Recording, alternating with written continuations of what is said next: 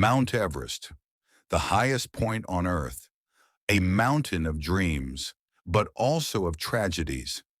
In the year 2002, a young French snowboarder named Marco Siffredi stood on its summit for the second time. He was only 23. His dream was not just to climb the mountain, but to ride down one of its most dangerous routes, the Hornbein Couloir. This is the story of his rise, his obsession, and his mysterious disappearance. Marco Siffredi was born in Chamonix, France, a village surrounded by the Alps.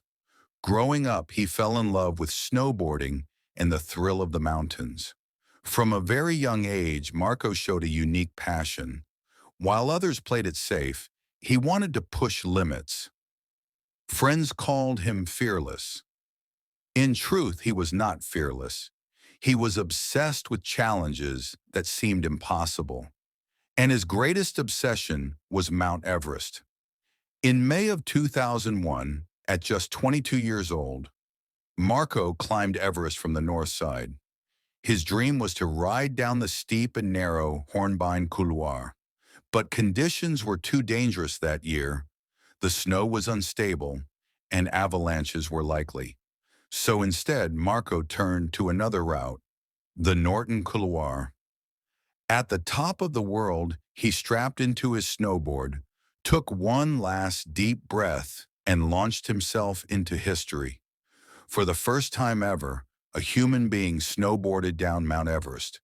It was an incredible achievement. The world called him a pioneer, a legend in extreme sports. But for Marco, the dream was not yet complete. He still wanted the Hornbein Couloir. 1 year later, in September 2002, Marco returned to Tibet. His goal was clear: to finish what he had started. This time he would descend through the Hornbein Couloir.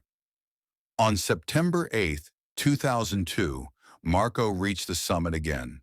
He was tired but determined. The Sherpa team with him celebrated his success and then watched as Marco prepared his snowboard.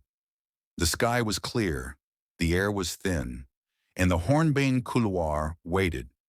Marco strapped in and pushed off from the summit. At first, the Sherpas could see him carving down the snowy slope. His figure was small against the massive face of Everest. For a few moments, everything seemed fine, but then Marco disappeared from view. The Sherpas waited. Minutes passed, but Marco never reappeared. They searched the mountain. They called his name. Days of searching turned up nothing.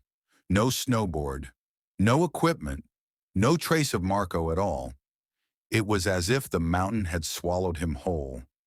What really happened that day? Some say he fell into a hidden crevasse. Others believe an avalanche took him. Maybe exhaustion and the thin air finally overcame him. The truth remains a mystery. But one thing is certain: Marco Siffredi's story is unforgettable. He was the first person ever to snowboard down Mount Everest.